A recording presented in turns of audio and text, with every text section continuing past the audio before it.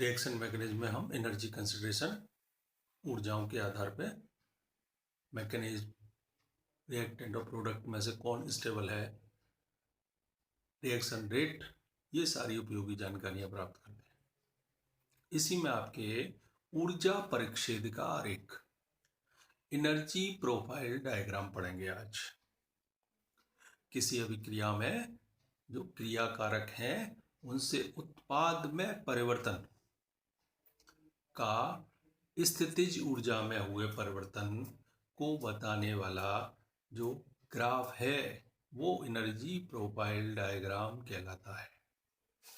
ये वाई अक्ष पे है स्थितिज ऊर्जा, एक्स अक्ष पे अभिक्रिया की प्रगति, यानी कि और ये क्रिया कारक से उत्पाद बनने में हुए स्थितिज ऊर्जा परिवर्तन को बताने वाला ग्राफ एनर्जी प्रोफाइल डायग्राम कहलाता है। जो जनरली हमने पहले पढ़ा था, डेल्टा एच जीरो की वैल्यू पॉजिटिव तो वो एंडोथर्मिक, डेल्टा एच की वैल्यू नेगेटिव तो एक्सोथर्मिक। एक जो जनरल रिएक्शंस एंडोथर्मिक है उसका ये डायग्राम है और एक्सोथर्मिक का ये है। इन दोनों में क्या अंतर है? एंडोथर्मिक में जो रिएक्टेंट हैं उनसे ज़्यादा एनर्जी प्रोडक्ट की है, तो ये डेल्टा एच कैसा है? पॉजिटिव।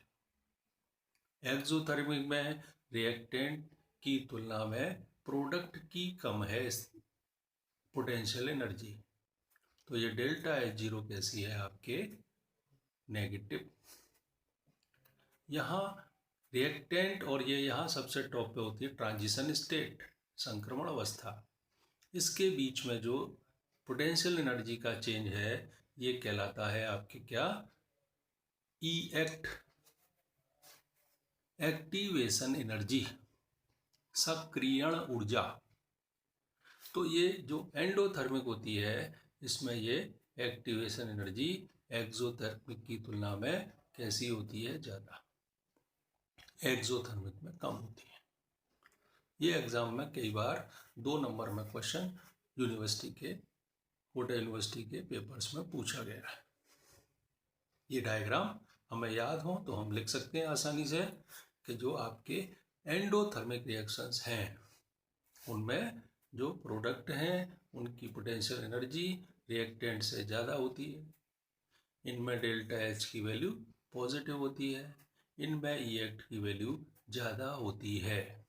यानी ये रिएक्शंस जनरल कंडीशंस में 25 डिग्री सेंटीग्रेड रूम टेम्परेचर पे आसानी से नहीं होती। इन्हें यदि हमें करना है, परफॉर्म करना है तो टेम्परेचर की ज़रूरत रहती है। जो आपके एक्सोथर्मिक हैं उनमें रिएक्टेंट से कम पोटेंशियल एनर्जी प्रोडक्ट की होती है। डेल्टा एच जीरो कैसा होता है? नेगेटिव होता है। इस एनर्जी प्रोफाइल डायग्राम में जो भी नीचे होता है वो आपके स्टेबल होता है। जैसे एंडोथर्मिक में रिएक्टेंट ज़्यादा स्टेबल है प्रोडक्ट के कंपैरिजन में, इसलिए जब रिएक्टेंट से कम स्टेबल प्रोडक्ट बनाने हैं तो टेम्परेचर की ज़रूरत पड़ती है। यहाँ रिएक्टेंट से कम एनर्जी है प्रोडक्ट की, यानी प्रोडक्ट ज़्यादा स्टेबल है तो ये रूम टेम्परेचर पे ये रिएक्टेंट की स्वाभाविक नेचर हो जाती है कि ये स्वतः ही अपने से ज़्यादा मोर स्टेबल प्रोडक्ट में बदलने की कोशिश करते हैं। तो ये जनरल कंडीशंस में ही एक्सोथर्मिक रिएक्शंस हो जाती हैं, जबकि एंडोथर्मिक के लिए टेम्परेचर की नेसेसिटी होती है। अब एक्टिवेशन एनर्जी शब्द आया है तो वो होता क्या है? सक्रिय ऊर्जा, यानी सक्रिय करने के लिए, एक्टिव करने के लिए, किसी रिएक्शन को संपन्न कराने के लिए जो मिनिमम नेसेसरी एनर्जी, आवश्यक न्यूनतम ऊर्जा को हम सक्रियण ऊर्जा ई एक्ट कहते हैं। ये एनर्जी हमें कहाँ से प्राप्त होती है? यह एनर्जी हमें क्रियाकारक अणुओं की परस्पर टक्करों से प्राप्त होती है। जैसे मीथेन की क्लोरीनीकरण करण अभिक्रिया में जो चेन प्रोपेगेटिंग स्टेप था, Cl free radical plus CH3 bond H gives HCl plus CH3। Delta H अभिक्रिया ऊष्मा एनर्जी, रिएक्शन एनर्जी हमने क्या पढ़ा था, रिएक्टेंट में बॉन्ड एनर्जी, ये बॉन्ड टूटेगा 104 किलो कैलोरी पर मोल का, इतनी एनर्जी हम देंगे। और एक HCl बॉन्ड का फॉर्मेशन होगा, इसमें 103 किलो कैलोरी एनर्जी रिलीज होगी, यानी 104 हमने दी, 103 रिलीज हो गई, तो कुल मिला के हमें +1 किलो कैलोरी एनर्जी देनी पड़ी।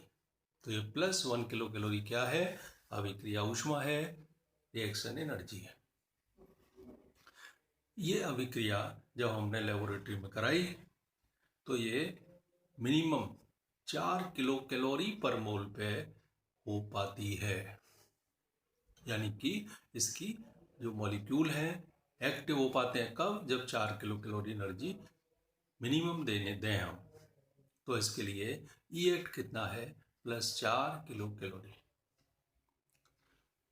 जो क्रियाकारक अणु है वो लगभग 40 जनरल कोलिजन, 40 सामान टक्कर कर लेते हैं, तब किसी एक कोलिजन से, किसी एक टक्कर से E8 के बराबर एनर्जी मुक्त हो पाती है।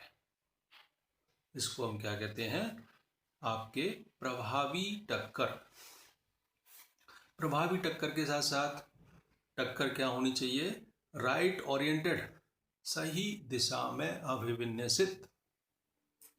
लगभग जो 40 सामान्य टक्करों में से एक टक्कर E8 के बराबर एनर्जी दे रही थी, ऐसी आपके 8 इफेक्टिव कोलिजन, 8 प्रभावी टक्करों में से कोई एक टक्कर कैसी होती है, राइट ओरिएंटेड, सही दिशा में अभिविन्यसित, तब कहीं जाके आपके प्रोडक्ट बनता है। जैसे आपके ये CH4 है।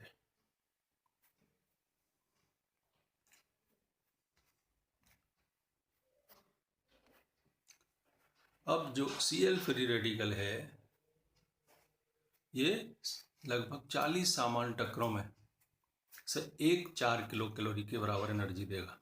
और ये Cl यदि इस C की सीध में टकराएगा तो प्रोडक्ट नहीं बनेगा। कब बनेगा, जब ये H की सीध में टकराए। इसको कहते हैं राइट ओरिएंटेड, सही दिशा में अभिविन्यसित। तो 40 सामान्य टक्करों में से एक प्रभावी टक्कर, सक्रियण ऊर्जा के बराबर एनर्जी देने वाली, और उनमें से कोई 8 में से कोई एक कैसी होगी, आपके सही दिशा में अभिविन्यसित। अब एक शब्द हो रहा है इसमें, ट्रांजिशन स्टेट, संक्रमण अवस्था। संक्रमण अवस्था क्या होती है, डायग्राम में दे रखा था। जो एनर्जी प्रोफाइल डायग्राम है, इसमें हाईएस्ट एनर्जी, पोटेंशियल एनर्जी वाली स्टेट कैसी है, ट्रांजिशन स्टेट, यही इसकी डेफिनेशन है। एनर्जी प्रोफाइल डायग्राम में हाईएस्ट पोटेंशियल एनर्जी की स्टेज को आप क्या कहते हैं, संक्रमण अवस्था, ट्रांजिशन स्टेट कहते हैं। इसमें new bond formation and old bond breaking, ये दोनों प्रोसेस साइमल्टेनियस साथ साथ जारी रहते हैं, इसलिए इसकी एनर्जी कैसी होती है, अधिकतम होती है। जैसे ऊपर हमने एक्टिवेशन एनर्जी में पढ़ा था, ये Cl फ्री रेडिकल सही डायरेक्शन में जब H से टकराएगा तो H के साथ बॉन्ड फॉर्मेशन का काम करेगा। जब ये बॉन्ड फॉर्मेशन का काम होगा तो ये H और C के बीच में बना हुआ ओल्ड बॉन्ड ब्रेकिंग का काम शुरू हो जाएगा। तो इस तरह की ये hypothetical on the basis of experiment, ये आपके साइंटिस्ट द्वारा एज्यूम की गई स्टेज है ट्रांजिशन स्टेट। और फिर इसके बाद जब H का Cl से बॉन्ड फॉर्म हो जाएगा तो ये CH3 फ्री रेडिकल बन जाएगा। तो क्रिया कारकों को उत्पाद में, डायग्राम में देखेंगे तो क्या है, प्रोडक्ट को, रिएक्टेंट को प्रोडक्ट में कन्वर्ट होने के लिए एक वेरियर के रूप में, बाधा के रूप में, पहाड़ी के रूप में, चोटी के रूप में पार करने के लिए इस ट्रांजिशन स्टेट की नेसेसिटी रहती है और इसीलिए ई एक्ट की आवश्यकता होती है। अब इसमें एक और है इंटरमीडिएट, मध्यवर्ती। जब कोई अभिक्रिया दो या दो से अधिक स्टेप में होती है तो उनमें जो मध्य में बनने वाली स्पीशीज है उसको हम क्या कहते हैं, इंटरमीडिएट, मध्यवर्ती। दो पदों में, टू स्टेप्स में होने वाली अभिक्रिया में दो ट्रांजिशन स्टेट बनेगी और उनके मध्य में आपके एक कम ऊर्जा का क्या बनेगा, इंटरमीडिएट बनेगा। यानी कि जो रिएक्शन प्रोफाइल डायग्राम है उसमें दो शिखरों के बीच में जो गड्ढा है, नॉच है, उसमें आपके क्या होता है, इंटरमीडिएट। ये रिएक्टेंट, ये पहले फर्स्ट ट्रांजिशन स्टेट बनाएंगे, उसके बाद बनेगा इंटरमीडिएट, और इंटरमीडिएट फिर ट्रांजिशन स्टेट सेकंड बनाएगा एंड प्रोडक्ट। अब इंटरमीडिएट आपका स्टेबल होगा या नहीं होगा, ये डिपेंड करता है इस गड्ढे, नोच की गहराई पे। जितना ज़्यादा गहरा गड्ढा होगा मध्यवर्ती, उतना ही ज़्यादा स्टेबल होगा। और इसको हम गड्ढे के अलावा इन ई एक्ट के माध्यम से भी पढ़ सकते हैं। यहाँ ये ई एक्ट 1 है और ये थोड़ा सा ई एक्ट 2 है। तो जब ई एक्ट 2 की वैल्यू 1 से कम होती है तो ये मध्यवर्ती अस्थायी होता है। यहाँ ई एक्ट 1 से ज़्यादा वैल्यू है ई एक्ट 2 की, तो ऐसी कंडीशन में ई एक्ट 2 स्टेबल होता है। अब एग्जाम में ये ट्रांजिशन स्टेट एंड इंटरमीडिएट में डिफरेंस कई बार आया, difference in between transition state and intermediate. क्या होते हैं डिफरेंस? पहला है ट्रांजिशन स्टेट, यदि कोई रिएक्शन सिंगल स्टेप में भी हो रही है तो उसमें भी बनेगी, लेकिन इंटरमीडिएट के लिए कम से कम 2 स्टेप होनी जरूरी है, यानी 2 या 2 से अधिक स्टेप वाली रिएक्शन में ही इंटरमीडिएट बनता है, जबकि ट्रांजिशन स्टेट सिंगल स्टेप वाली में भी बनता है। दूसरा अंतर क्या है कि ट्रांजिशन स्टेट में bond breaking and bond formation both process simultaneous होते रहते हैं, एक साथ होते हैं, जबकि इंटरमीडिएट में पुराना बॉन्ड टूटना होता है वो टूट जाता है, नए का फॉर्मेशन हो चुका है, यानी कि इंटरमीडिएट में सारे बॉन्ड्स कंप्लीट होते हैं। थर्ड, जो ट्रांजिशन स्टेट है वो कैसी है? हाइपोथेटिकल, सैद्धांतिक। इसको लेबोरेटरी में किसी टेस्ट ट्यूब में बीकर में सेपरेट करके हम आपको नहीं बता सकते, जबकि इंटरमीडिएट आपके सेपरेट किए जा चुके हैं। नंबर चौथा, ट्रांजिशन स्टेट हमेशा क्या है?